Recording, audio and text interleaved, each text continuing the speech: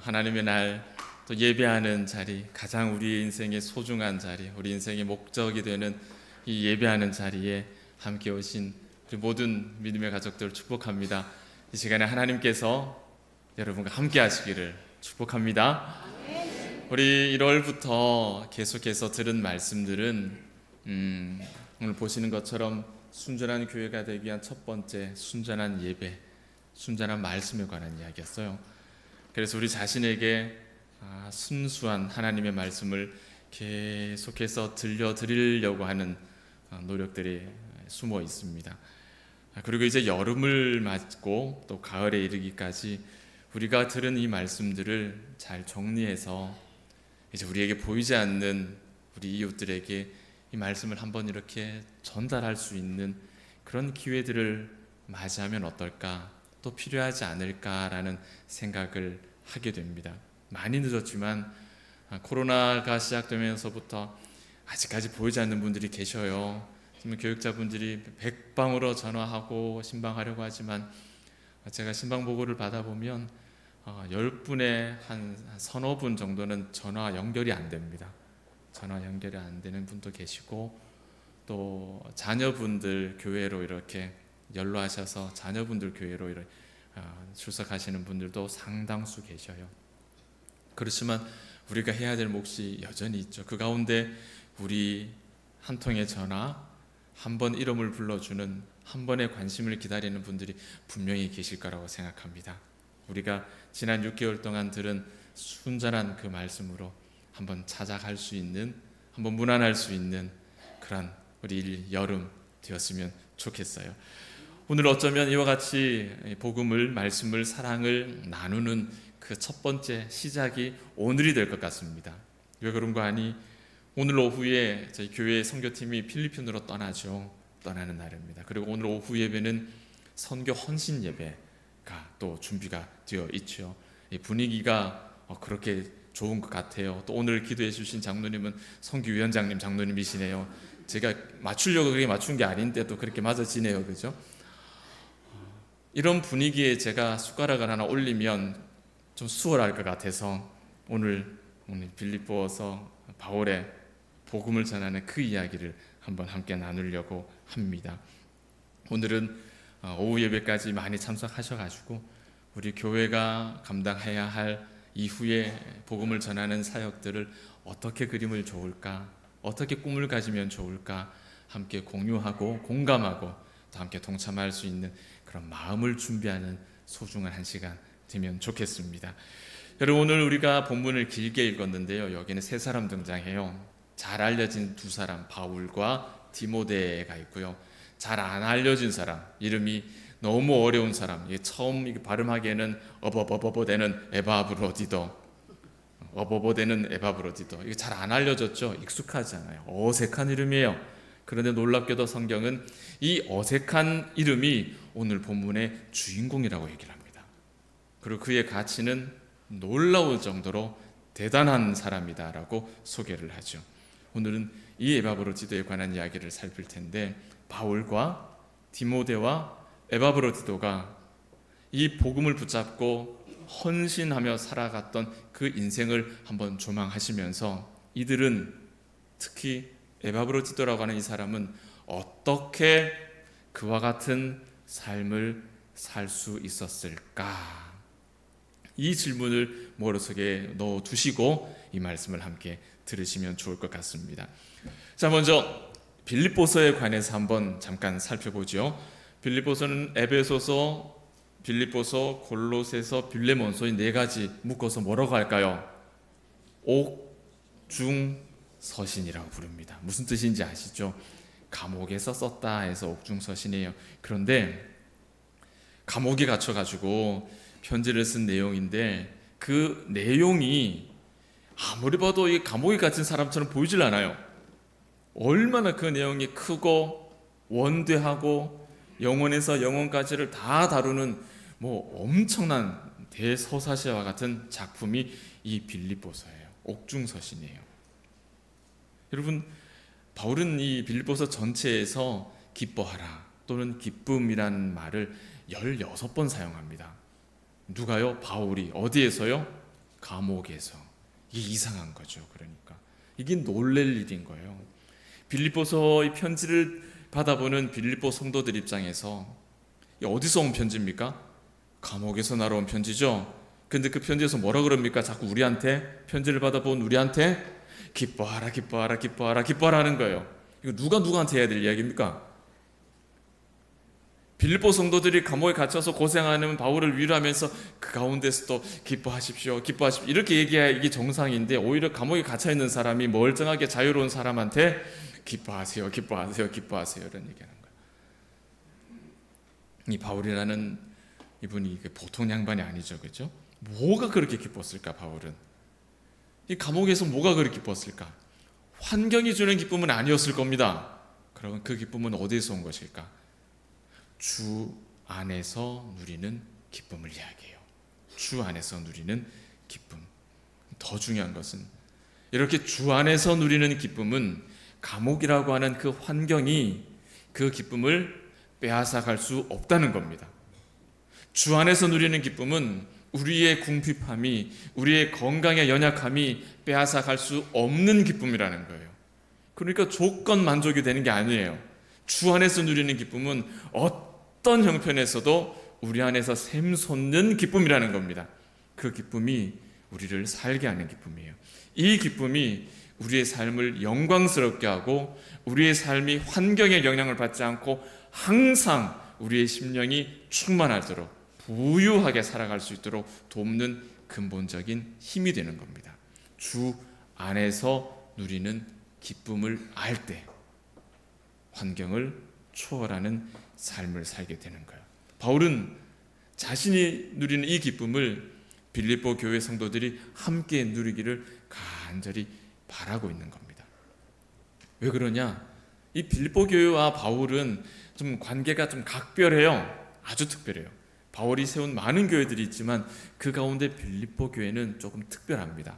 어떤 점이 특별하냐 하면, 여러분 빌립보서를 읽으면요, 다른 옥중서신, 다른 교회에 보낸 편지랑 조금 분위기가 달라요.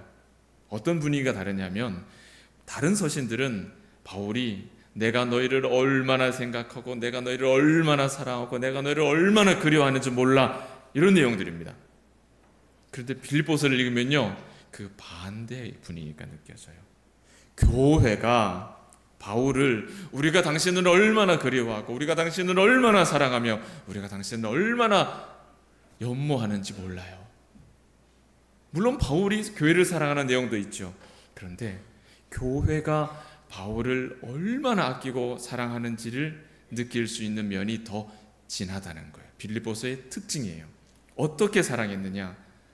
빌립보 교회가 바울에게 여러 차례 헌금을, 연보를 전달합니다. 그 내용이 빌립보서 4장에 나오거든요. 4장에 나오는데, 이 연보가 왜 특별하냐? 이 빌립보 교회가요, 찢어지게 가난한 교회였기 때문이에요. 그렇게 할 수 없는 교회였기 때문이에요. 그래서 그들의 그 연보를 받아 사역을 했던 그 바울은 이 빌립보 교회를 향해서 간절히 기도할 수밖에 없는 거죠. 이 연보가 어디에서 나오는 건지 아니까, 어떻게 나온 것인지 알기 때문에 그들을 위해 축복하고 하나님의 은혜가 이들 가운데 부어지기를 간절히 기도하는 거예요. 바울과 빌립보 교회는 조금 특별합니다. 고린도후서 8장을 읽으면요, 이 빌립보 교회가 속해 있는 그 마게도냐라고 하는 지역이 어떤 지역인지를 설명을 하는데, 그 땅에 환난이 많고 극심한 가난이 있었다라고 기억해요. 그렇게 어려운 교회가 바울을 여러 차례 섬기는 거예요. 넉넉해서 도운 게 아닙니다. 자신들도 먹을 것이 부족하고 입을 것이 부족하고 환난이 가득했지만, 몸둘 바를 모를 정도로 힘들었지만 그들이 그렇게 계속해서 바울에게 사랑을 베풀었던 이유는 한 가지예요. 환경을 초월해서 살 수 있는 힘, 내가 주 안에서만 누릴 수 있는 그 기쁨을 놓칠 수 없었기 때문이에요. 그 기쁨을 놓치고서는 살 수가 없었기 때문에 내가 비록 연약할지라도 그 사랑을 계속해서 베푸는 거예요. 그 영광과 그 삶의 심령의 부유함을 잃어버리고 싶지 않았던 교회이기 때문에 이렇게 할 수 있었던 겁니다. 여러분, 바울이 감옥에 있잖아요. 이 감옥이 요즘 감옥이랑 틀려요. 근본적으로 뭐가 다르냐면 밥을 안 줍니다. 바울이 감옥에 있을 때 그 감옥은 밥을 안 줘요. 그리고 옷을 안 줍니다. 그리고 치료를 안 해줍니다. 치료를. 요즘에도 치료는 아주 기본적인 치료밖에 잘 안 되지만은 그래도 밥은 주잖아요. 옷은 주잖아요. 계절에 맞춰서. 그래서 바울이 있던 감옥은, 그 당시의 감옥은 목숨을 유지하는데 가장 필요한 이게 안 되는 거예요. 이걸 제공하지 않습니다.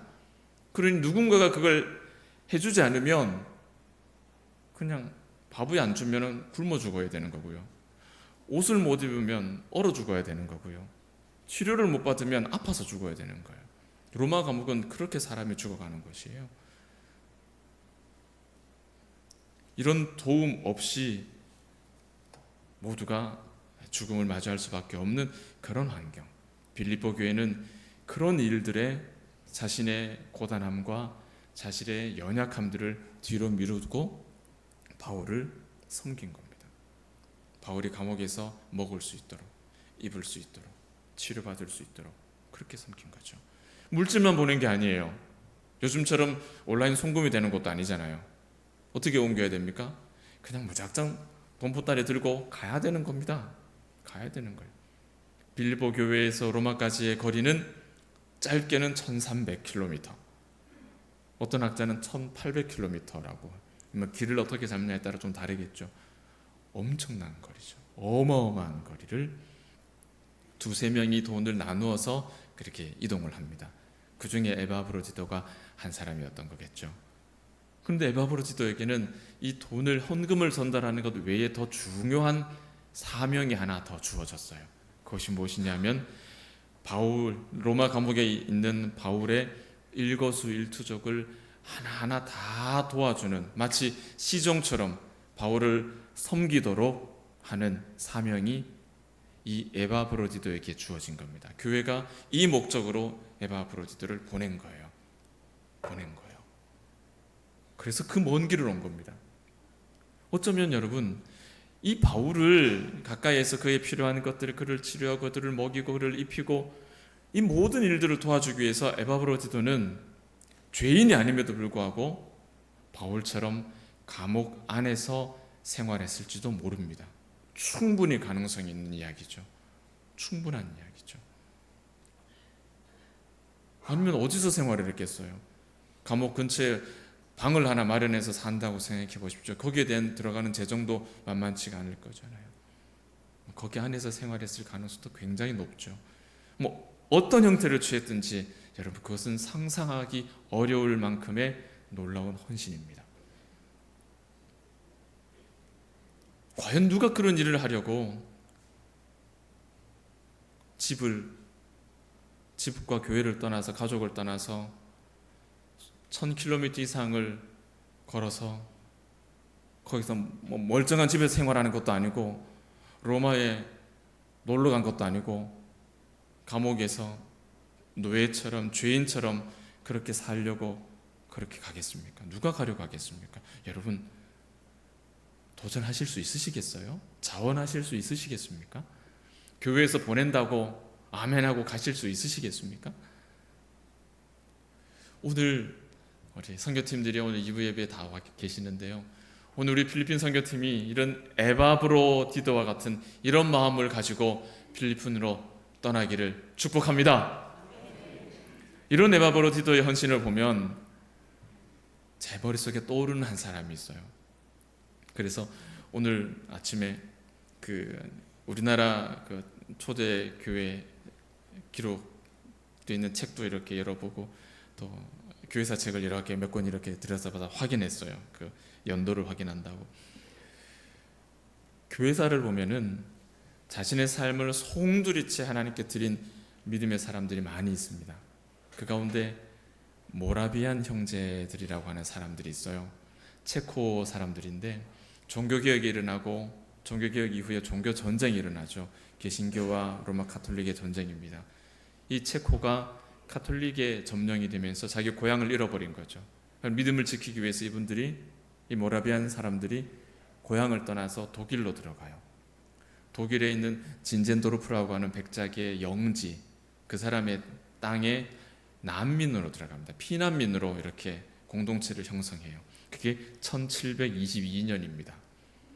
그곳에서 피난민촌에서 생활하면서 예배 중에 성령의 충만함을 받고 그때 자신의 삶을 하나님께 드리겠다라고 고백하는 것이 1727년입니다. 그 가운데 한 사람, 몇몇 사람들이 중남미에 있는 카리브해, 거기에 원주민들에게 복음을 전하기 위해서 자신을 헌신하는데 그 방법이 어땠냐? 독일에서 거기를 대서양을 건너서 가는 방법은 한 가지밖에 없어요. 노예선을 타는 방법. 멀쩡한 사람, 자유민이었던 자신들이 스스로를 노예 상인에게 노예로 팝니다. 자기를 내가 노예가 되는 거예요.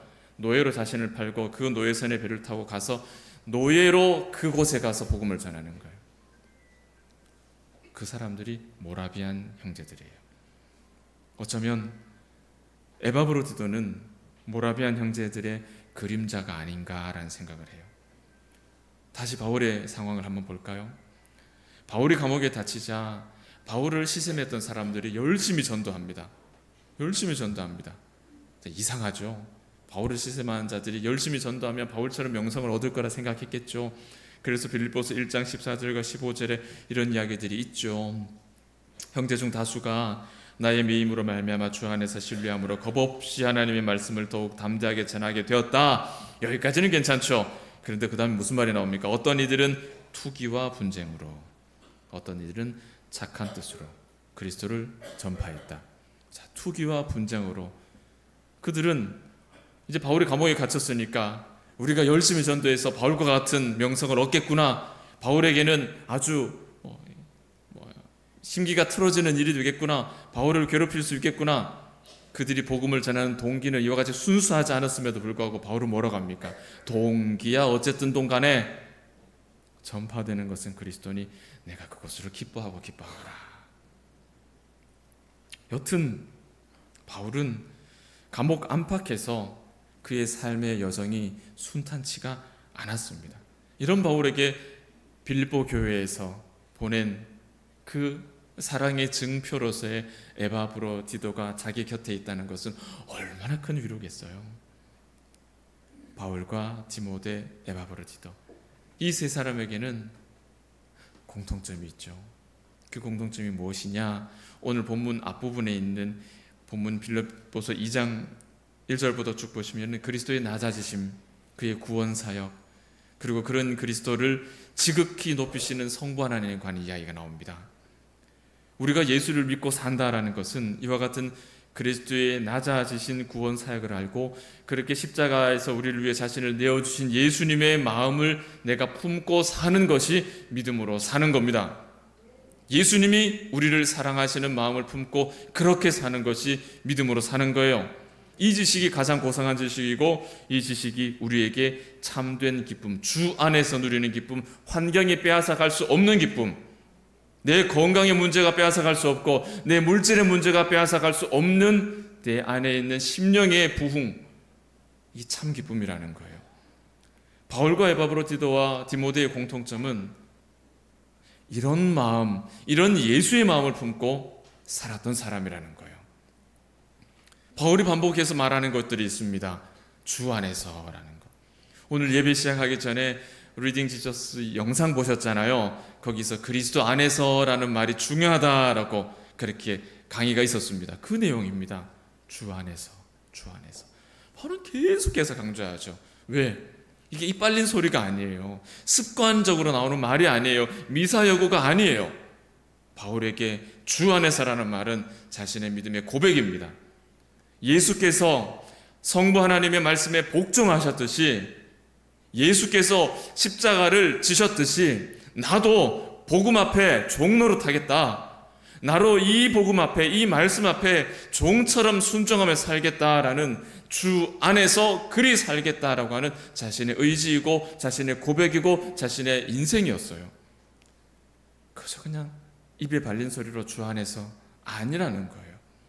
주 안에서 사랑합니다, 주 안에서는 습관이고 사랑합니다는 잘 모르겠고가 아니고, 진짜로 주 안에서 주께서 나를 사랑하신 것처럼 나도 여러분을 사랑합니다, 이 말인 거예요.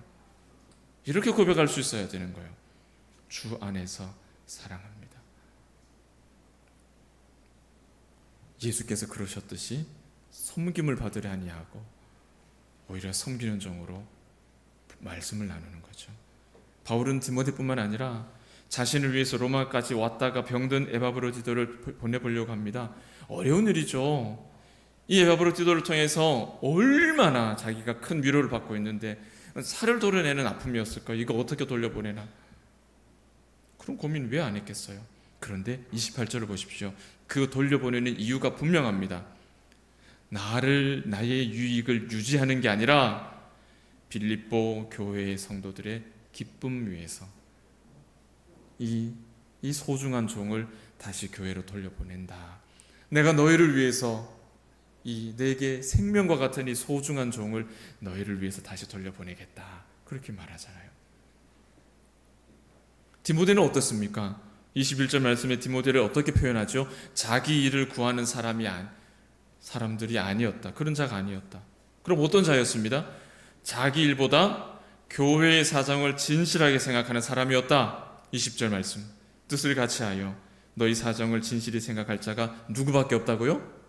디모데밖에 없었다라고 합니다. 이런 사람이에요. 자기 유익을 구하지 않고 예수의 일을 구하는 사람, 교회를 진실하게 생각하는 사람이 없었습니다. 그리스도를 위해서. 그래서 복음으로 교회를 진실하게 섬기는 디모데의 모습은 우리가 본받아야 하는 예수님의 모습이 분명합니다. 에바브로디도는 어때요? 그는 사도도 아닙니다. 디모데와 같이 공식적으로 임명받은 목회자도 아니에요. 그는 빌립보 교회의 지체였을 거예요. 그는 교회의 보냄을 받은 겁니다. 교회에서 명령을 받은 거예요. 사도 바울을 도와라. 시종처럼 그의 먹고 마시는 모든 일들을 다 살펴주어라. 그의 필요를 다 채워주어라. 그렇게 먼 길을 왔습니다. 그런데 그만 병이 들고 말았어요. 심각한 병이었던 것 같아요. 그러나 26절에 뭐라고 합니까?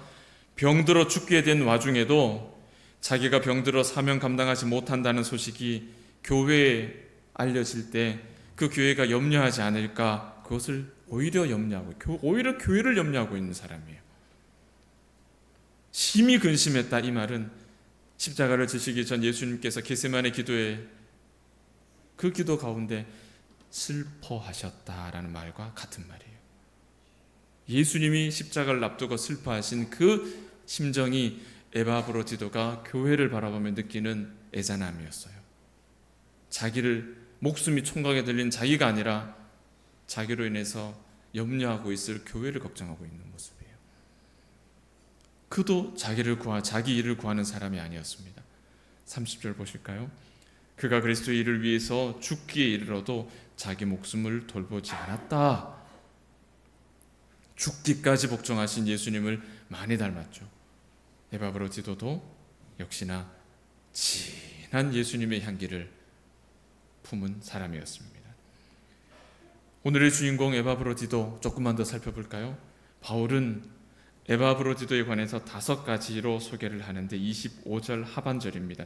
그는 나의 형제요, 함께 수고하고 함께 군사된 자요, 너희 사자로 내가 쓸 것을 돕는 자다. 사도는 그를 나의 형제라 고 합니다. 함께 수고한 동역자라 합니다. 나의 허드렛 일을 하는 내 수하라고 말하잖아요. 나의 부하라고 말하잖아요. 나의 시종이라고 말하지 않아요.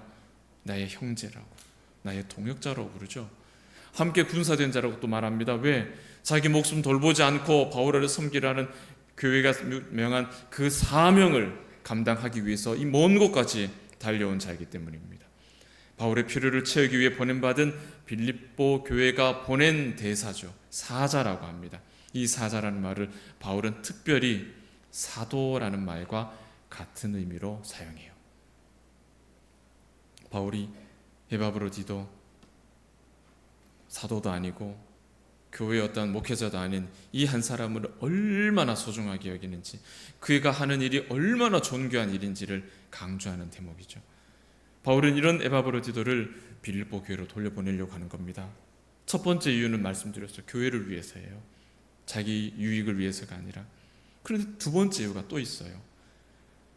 와서 사명 감당하라고 보내놨더니 병들어서 아무것도 못하고 있다가 이제 집으로 돌아가야 되는 상황이 됐죠.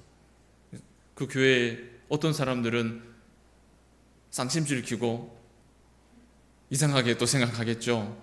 그냥 일하라고 사명 줘서 보내놨더니 병들어갖고 중간에 그냥 일 접고 돌아왔네, 이렇게 이야기하는 사람이 또 있단 말입니다. 이런 염려가 바울에게 있는 거예요. 사명에 실패한 자의 낙인이 생기면 어쩌하나, 그런 염려가 바울에게 있는 거예요. 그러나 여러분, 과연 에바브로디도를 실패한 사역자라고 평가할 수 있을까요? 그럴 수 없습니다. 근대 선교의 아버지라고 불리는 윌리엄 캐리라고 하시는 분이 계세요. 1792년에 인도에 도착해서 73세가 될 때까지 그곳에서 선교의 위대한 업적을 남긴 선교의 아버지예요. 우리는 그의 위대한 업적을 알고 있지만 그 업적 뒤에 숨어있는 더 위대한 일들은 모르고 있습니다. 그가 인도에 도착하자마자 얼마 지나지 않아 그의 아들이 풍토병으로 하나님 부름받습니다. 어린 아들이. 그리고 그 아들을 잃은 충격에 그의 아내 도로시 캐리는 정신질환에 걸립니다. 그리고 정신질환을 12년 동안 앓다가 허망하게 하나님의 부름을 받습니다. 여러분, 그러면 도로시 캐리라고 하는 이 12년간 정신질환 앓다가 죽은 이 사람은 실패한 선교사인가요? 실패한 선교사입니까? 아무것도 하지 않았잖아요. 아무것도 한 것이 없지 않습니까? 그럼 실패한 선교사입니까? 아니잖아요. 우리 눈에는 그렇게 볼 수 있어요. 누군가의 눈에는 그렇게 비칠지도 몰라요. 그러나 하나님의 눈에는 어떻게 비칠까요? 그 어떤 보석보다 빛나는 보석이 아니겠습니까? 우리나라에도 이런 일들은 너무 많습니다. 120년 전, 130년 전 조선 땅에 복음을 들고 가지고 왔던 존 헤론이라는 선교사님이 계세요.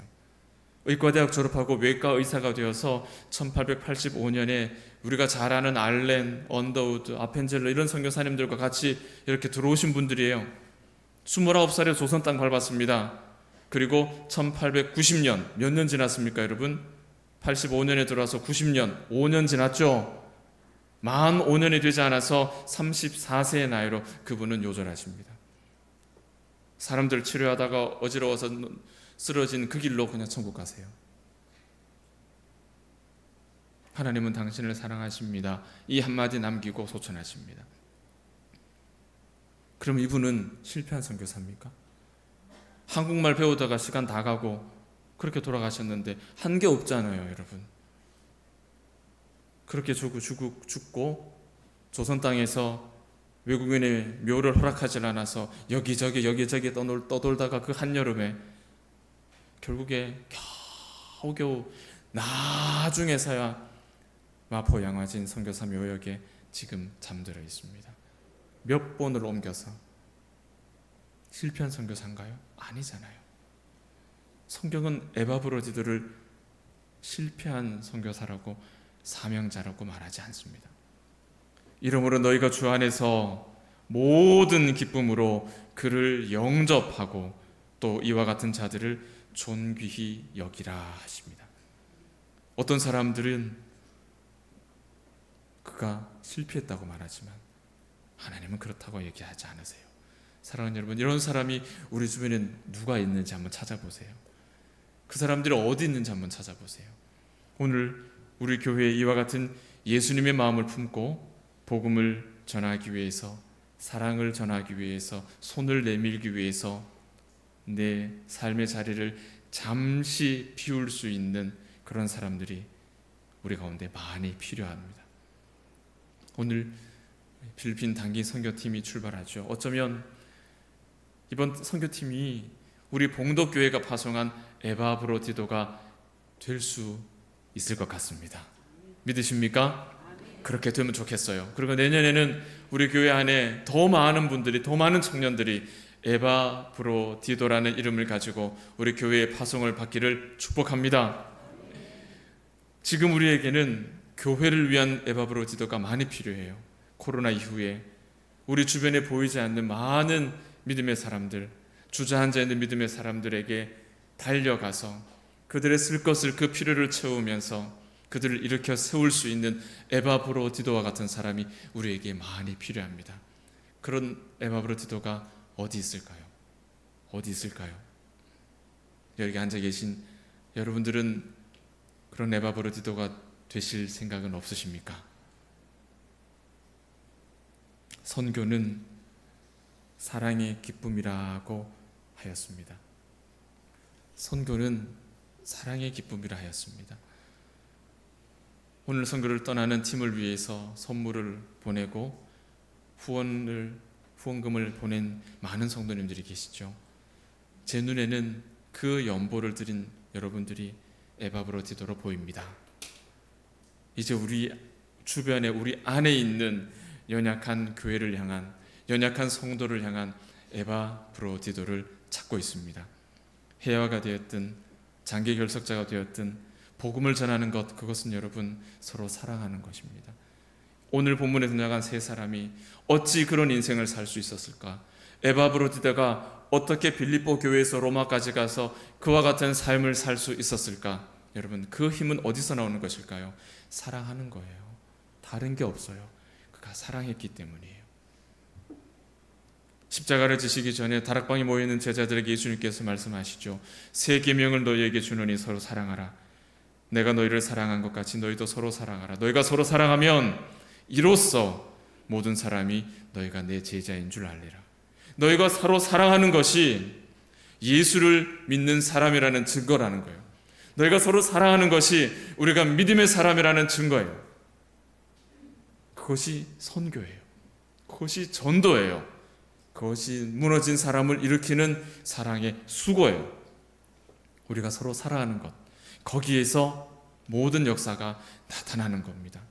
우리 교회가 서로 사랑하는 공동체가 되기를 바랍니다.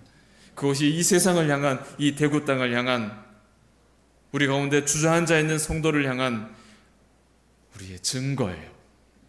빌립보 교회는 사도 바울을 사랑했습니다. 그래서 먼 거리를 마다하지 않고 에바브로디도를 보냈습니다. 바울도 빌립보 교회를 사랑했어요. 그래서 자신의 분신과 같은 디모데를 보내고 그것으로 모자라서 자신의 삶을 책임지고 있는 에바브로디도를 다시 되돌려 보냅니다. 그 교회를 사랑했기 때문에. 자기의 유익을 고집하지 않아요. 사역의 효율성을 고집하지 않아요. 사랑했다는 거예요. 어떻게 그들을 사랑했는지, 어떻게 서로가 사랑했는지 여러분 이 본문을 통해서 우리가 한번 가슴에 새겼으면 좋겠어요. 사랑을 전하는 것 관심이지 않겠습니까? 관심이지 않겠습니까? 그리스도의 일을 위해서 죽기에 이르러도 자기 목숨을 돌보지 않은 이 에바브로디도와 같은 관심, 그 사랑이 지금 우리에게 필요합니다. 말씀을 듣고 그 은혜를 머금은 여러분들이라면 이제 그 말씀이 필요한 단 한 사람에게 관심을 집중해 주십시오. 한 사람에게 관심을 집중해 주시면 좋겠어요. 이 서로 사랑하는 이 마음이 우리 교회 안에 넘치게 될 때 우리 교회는 기쁨이 넘치게 되고 그 기쁨이 교회를 회복시키고 부흥케 하는 원동력이 될 줄 믿습니다. 이와 같은 일들 함께 동참하는, 이와 같은 일들의 에바브로디도와 같은 주인공으로 쓰임받는 우리 봉독의 모든 가족들 되시기를 주의 이름으로 축복합니다. 기도합니다.